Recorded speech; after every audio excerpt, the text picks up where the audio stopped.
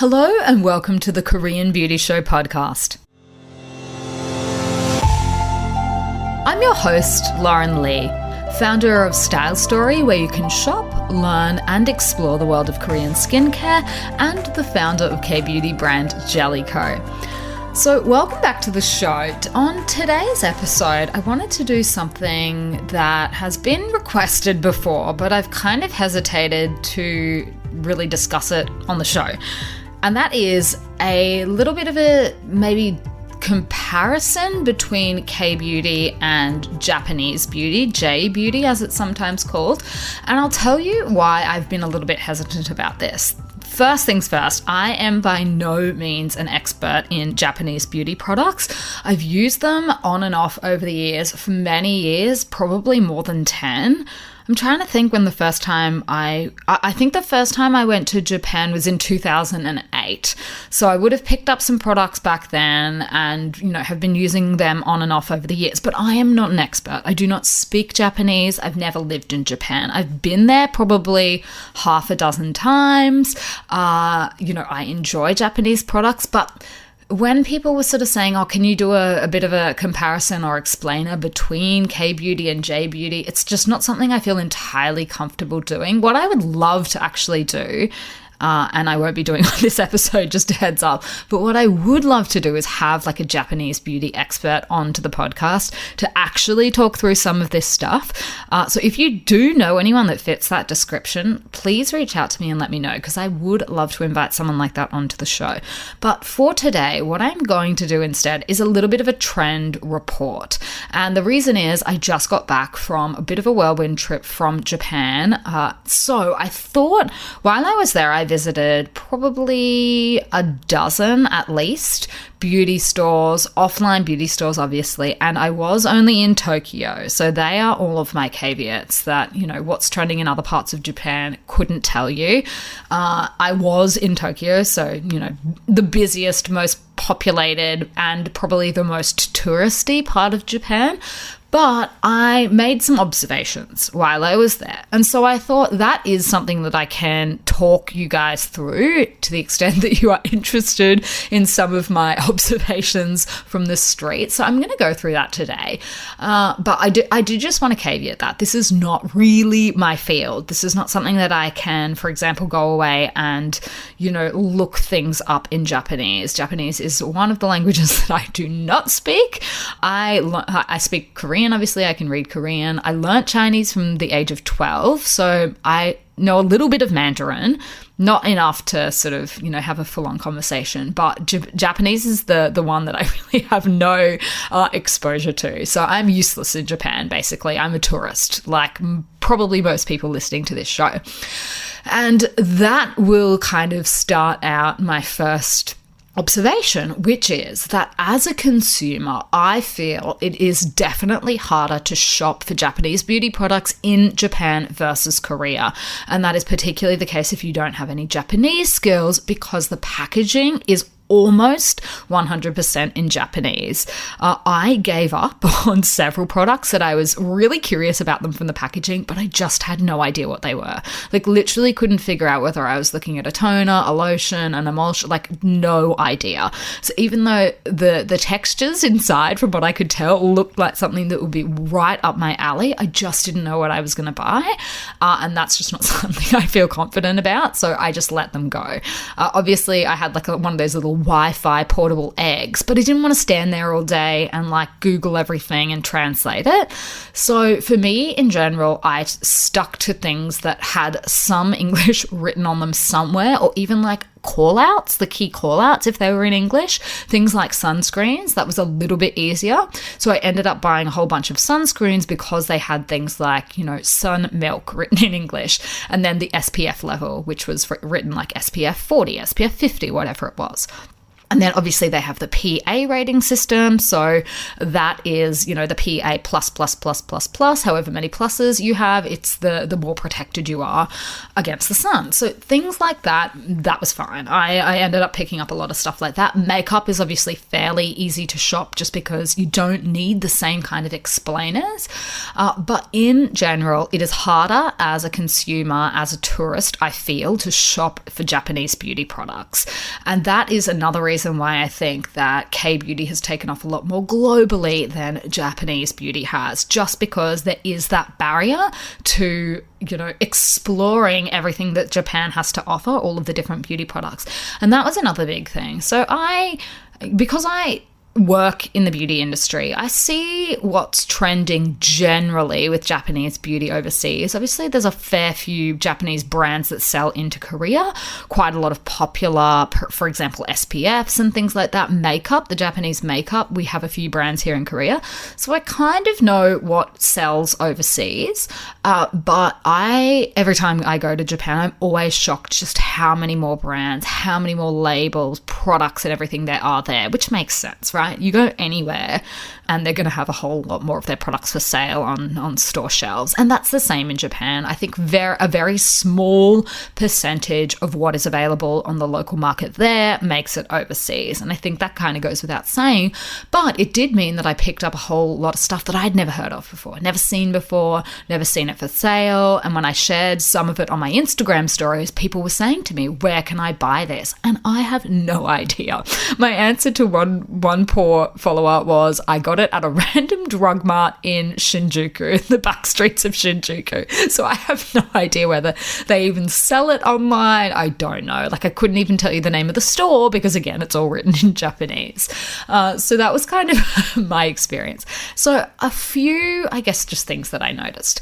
The first is fragrance. Now, look, admittedly, I was only trying things that had testers out and only things that were available offline. I didn't do any online shopping because I wasn't there long enough.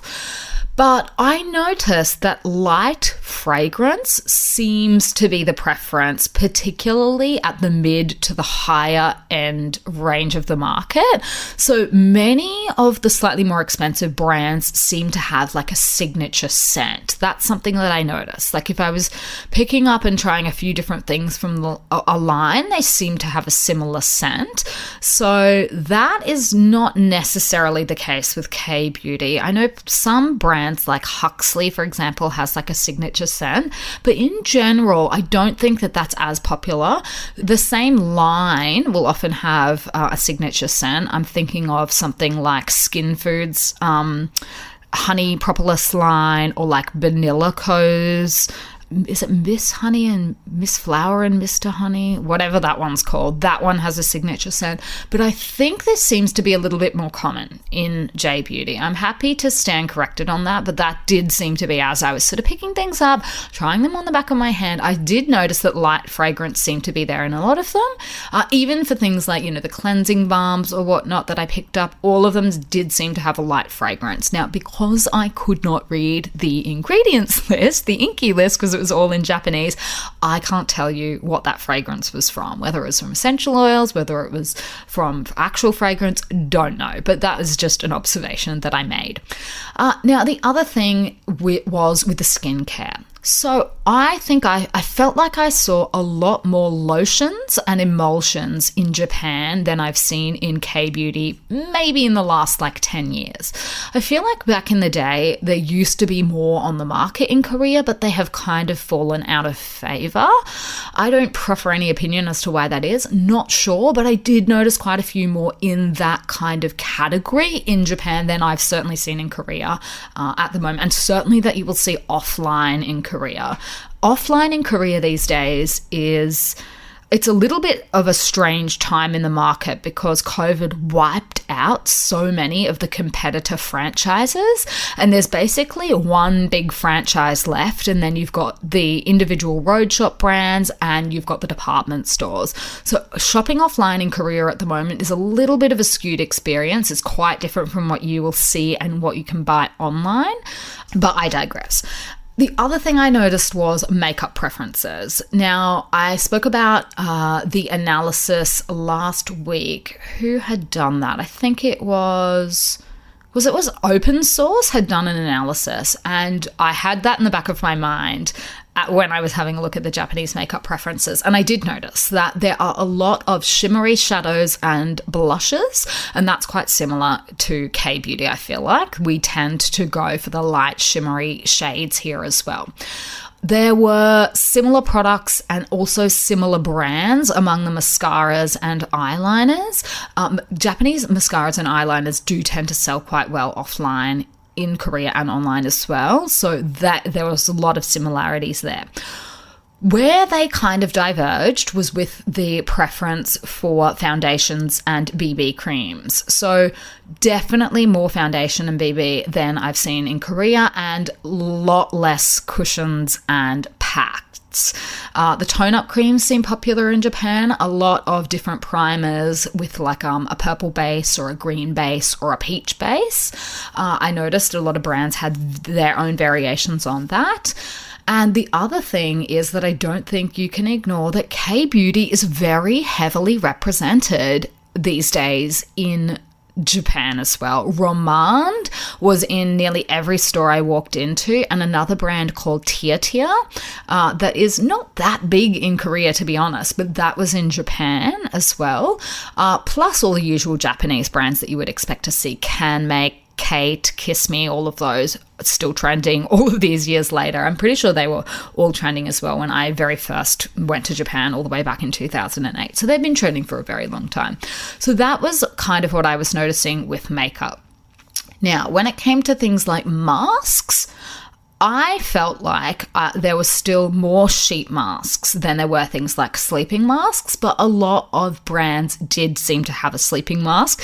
And one interesting thing I found was a brand that made their version of like a Japanese cherry blossom sleeping mask, which I thought was really cool. Like Jellicoe, we have our one, a K-beauty version, I guess, of our cherry blossom sleeping mask. So I thought that was pretty cool. Personally, just between you, me, and the garden post, I definitely was feeling good about our sleeping mask compared to that one. I felt like that one was quite sticky. Ours isn't, so I felt good about that, seeing it on the shelf. But yes, a lot of masks, a lot of sheet masks, and many, many Korean sheet masks. Like in any store I walked into, I feel like it would probably be between something between 30 to 50% of the brand of sheet masks were Korean. So a lot of K-beauty products. The other big category that I saw a lot of was their SPFs. Japanese brands seem to have a very wide range of SPF products.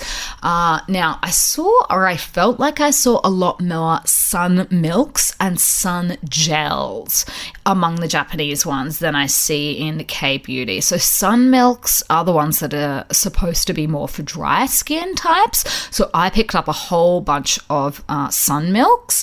I haven't had a lot of luck in the past with Japanese sun milks. One brand in particular, Anessa, which is really popular in Korea, I tried their sun milk and I really did not like that product at all.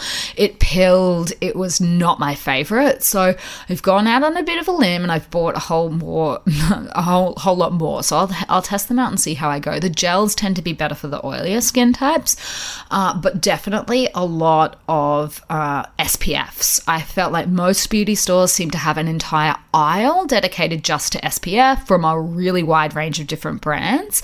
And most of the products that I saw on the shelves were new to me. So not things that I'd seen online or in Korea. Obviously there are, the really big brands like Biore, Anessa and whatnot. You could easily get them in all of the stores and they sell pretty much, everywhere in Korea. But many different brands that I'd never seen before, and when I googled them, nothing kind of came up for them in English either, so I don't know if that's sort of an indication, but a lot of SPF products. The other observation that I made was in relation to pricing. And I felt like in general, J-beauty products were maybe just a touch higher in price than the K-beauty prices. And that was particularly the case for sunscreens. Just a few dollars more for the pricing per sunscreen, I felt like, for most of them. In some cases, quite a bit more. So I think Japan has a much bigger selection at the mid-range of the market. They obviously have their luxury high-end beauty brands and plenty of them, but I feel like they also have more of a mid-range, whereas Korean beauty tends to be one extreme or the other. It's either absolute luxury or quite cheap. There aren't too many brands in the mid-range of the market in Korea. And I think that's probably just from a competitive standpoint, but there definitely seem to be more in the mid-range in Japan. So that was just sort of what I noticed kind of walking around, shopping, taking a look at everything. I think I was boring everyone else stupid. I'm that annoying person that whenever I go on a trip, I'm like, oh, beauty store, just have to pop in there, have a look, take a bunch of photos and check everything out. But I'll do it again and again and again. The people I'm with are always just like, yeah. So don't travel with me unless you're into beauty, basically. But like, you know, this is my job. I call this, like, this is business, right? So anyway, look, they were just a few thoughts I had. I am by no means an expert. I cannot even read the products. So that lets you know how much I know about this topic. But I just thought, to the extent that it's interesting, to the extent that, you know, you care what I have to say on this topic, that I would share a few observations from just your casual punter on the street walking around looking for Japanese beauty products, J-beauty products in Tokyo. They were some observations that I had. If you do know someone who was actually a proper Japanese beauty expert, please, I would love to know, because I would actually really like to understand a lot more. It's just that it's really hard without speaking Japanese to get into it more. And I think that's a real shame, because they had so many things that I was really keen to know what it is, what's in it, like how are they making this, what are they, you know, what are they saying about their products even, like what are the call outs, how are they marketing them? I couldn't gather any of that just from sort of walking around and looking for any English that was on the packaging. But there you go. They were my observations in relation to just general things like fragrance, skincare, makeup, masks, SPF, pricing, and all of that. So I'm going to finish up here today. I will be back in your ears next week. And until then, I will see you on Style Story.